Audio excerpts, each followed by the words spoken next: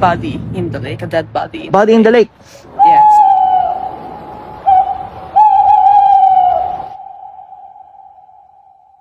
Sabi nila, ang Friday the 13th daw ay ang pinakamalas na araw sa buong taon. Yung iba sa atin hindi pinapayagan ng magulang dahil sabi nila, napakadelikado raw na lumabas ka sa gabi ng Friday the 13th. Sa kabila ng mga haka-haka na ang araw na to ang pinakamalas na araw sa buong taon, ay marami pa rin ang lumalabas ng bahay.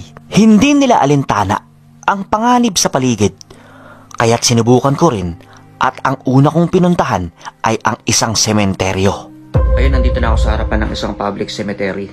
Paano kaya tayo makapasok dito? Bago ko ito marating ay maliwanag pa, kaya't naghanap ako ng pwedeng pagtanungan. But the problem, sir, I'm taking videos at night. Nakakita ako ng dalawang mag-asawa at nagtanong ako sa kanila kung pwede ba itong pasukin. At ito ang sinabi nila. Yes. Yeah, it's allowed, so everybody can go inside. But, you know, I think after 6 or 7 hours, Yes. when it's coming the dark, then they close it. During the day, you can Oh, but easily enter. right now, You have to- can I take videos?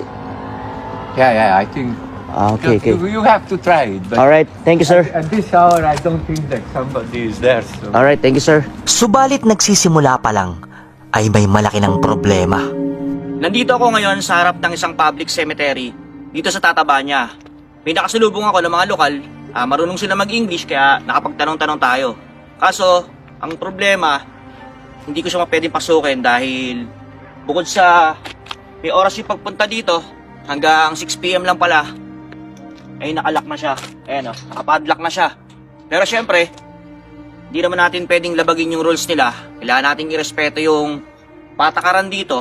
Ang magagawa na lang natin sa ngayon ay susubukan na lang natin kung mayroon tayong mahagip dito na ligaw na kaluluwa o talaga bang pagka Friday the 13th ay laganap yung mga nakakatakot na pangyayari. Subukan natin kumuha ng video. Sana may makita man tayo, huwag tayong samahan, huwag tayong sundan. Sarado na ang gate at ang magagawa ko na lang ay magmasid mula sa labas at ito ang bumungad sa akin. Idinidikit ang paniniwala sa Friday the 13th sa sikat na imahe ng The Last Supper dahil sa bilang nila dito na 13 at sapagkat nandito ang taksil na si Judas. Sobrang ganda ng cemetery nila dito kahit na public cemetery lang. Sobrang ayos talaga ng cemetery. Saka, napansin ko lang dun sa cemetery nila, alam mo na naalagaan na mabuti. Maayos pa. Sayang, di natin to pwedeng pasukin kasi, ayun nga, nakapadlock na siya. Siyempre, bilang respeto naman, sayang, sayang kung pwede lang sana tayo mag-stay dito kahit na 2 to 3 hours. Mag-i-stay tayo para ma-challenge natin yung sarili natin kung kaya ba nating tumagal sa gitna ng sementeryo ng 3 oras man lang sa gabi ng Friday the 13th. Pero yun nga, di tayo pwedeng lumabag sa patakaran, kailangan tayong sumunod.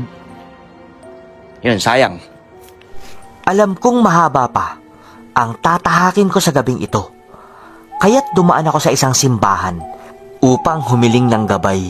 Yan, nandito ako ngayon sa may simbahan. Siyempre, dumaan muna ako dito para bago natin na-explore yung lugar ng Tatabanya, nakapag-pray muna tayo para bigyan tayo ng gabay ni Lord.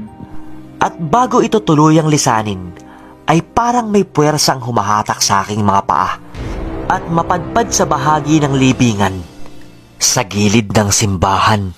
Siguro ito yung mga libingan ng mga pare o yung mga nagsisilbi sa simbahan dito sa Hungary. Sana maging maayos naman yung lakad natin ngayon. Kaya samahan niyo ako. Nagpatuloy ako kahit kinakabahan at sa di kalayuan, nailawan ko ang isang mapanganib na musang. Papasok tayo ngayon sa isang gubat. Butik. Lumalalim na ang gabi at marami pang mangyayari. Yan, time check tayo. Alas 7 na, mahigit ng Friday the 13th. Ngayon, gagawin natin kung ano yung mga pwede natin gawin sa gabi na to. Natagpuan ko ang isang abandonadong guardhouse at ang mga susunod na eksena ay lalong nagbigay sa akin ng pangamba. Papasukin natin to. Titingnan natin kung ano yung nasa loob. Dahil ang matutuklasan ko pala ay hindi basta-basta. Yung nakikita nyo ngayon, abandonado siya na parang guardhouse. Ito siguro yung sinasabi nila na dating may nakatira. Pero, ayun, wala na yata siya. At alam nyo ba kung bakit wala na siya? Eto, at pakinggan nyong mabuti ang kwento ng kabataang ito. Regarding of what you said, there's a man living here before that now is already dead. But you don't have any idea what is the reason why he passed away? No, maybe he was just Or drunk. how he passed away? Maybe he drank too much and But, serious, this place is very dangerous. yes. Oh. Yes, due the homeless people, the dogs. Oh, the dogs. There was here's a lake, Yes, in the lake. and a few weeks ago, Mhm. there was a body in the lake, a dead body. Body in the lake. Yes. They found a body in the lake. Yes. There was a circus, and the one of them is drowning in the lake. Oh, that's so creepy. Anyway, that information gives me a lot of excitement. But anyway, thanks for your help. Hindi agad ako naniwala. Pero para patunayan to, ay nagtanong ulit ako sa isa pang taong nakasalubong ko. Actually, sir, last night I talked to the student who passed by on that place, and they told me about some creepy stories that a body was found in the lake. Is it true? Oh, yeah, it's true. Really? Yeah. But Oh, 2 or 3 weeks yeah. ago. That's creepy. Wala daw sino man ang nakakaalam ng tunay na sinapit ng taong ito. I like to go to the lake I don't know later. what happened to him. Oh, I just heard the rumor he was working for a circus. he is The guy. He is a guy. A guy. Yeah. He was So the- working so the for- victim for is- circus owner, but I don't know how he died. At bukod dun, ay sinabi rin niya sa akin na ang nasa harapan na pala namin ay isang abandonado at nakakatakot na factory. Be careful Thank you. and good luck. Thank you, sir. May nakausap tayo si sir. Napakabait niya. Sabi niya sa akin, ito daw, factory na to, matagal nang abandonado. Kaya lang sobrang delikado kasi maraming kabataan pumapasok dito na gumagawa ng, alam niyo na, yung mga kalokohan. Pero ganun pa man, kung gusto ko daw itong pasukin, pwede naman siya. Kaya lang, mag-ingat ako. Dahil interesado rin akong malaman kung ano nga ba ang nasa loob ng factory na to, kaya ito ay pinasok ko. Nandito ako ngayon sa loob ng isang factory. Abandonadong factory to. Dahil medyo maaga pa naman, kaya sinubukan kong pasukin to. Pero sabi nila, marami daw nagpupunta rito na kabataan na may ginagawang mga kalokohan. Kaya napaka delikado raw to. Kakaiba ang pakiramdam ko habang ako'y nasa loob at nakatagpo pa ako ng mga basag na bote. May mga basag na bote dito. Kaya alam mong may gumagawa ng kalokohan dito. Ayan o. At nang marating ko ang dulong bahagi ng factoring ito, ay bumaliktad ang sikmura ko. Guta. Isang naaagnas na katawan ng di kilalang hayop at nang may bumulong sa tenga ko, ay napatakbo ako. Sa sobrang pagod ay naupo ako panandali. Pero napansin ko, narating ko pala ang sinasabi nilang lawa. Ito yung nababalita na sinasabi nilang lake kung saan nakuha yung nakalubog na katawan. Sa mga oras na yun, tahimik ito at payapa. Pero kung akala nyo ay tapos na ang gabing ito, ay nagkakamali kayo. Subalit kung takot ka sa dilim, ay huwag ka nang sumama dito. Ayan, papunta na tayo dun sa Tatalik. Dito tayo dadaan, sobrang dilim nito. Sana wala tayong makasalubong na alam niyo na. Pero bahala na si Batman. Tara, puntahan na natin. Tingnan niyo naman gaano kadilim yung papasokin natin. Diyos ko, Lord. Samahan mo ako, Lord. Ayan, nakabisikleta lang tayo. Siyempre, bikers tayo. Let's go! Si Batman. Diyos ko, lahat ng santong matatawag ko rito. Ako lang mag-isa. Wala kasi akong kasama eh. Bahala na. Nagpatuloy na ako at pinasok ko na ang napakadilim at nakakatakot na daan.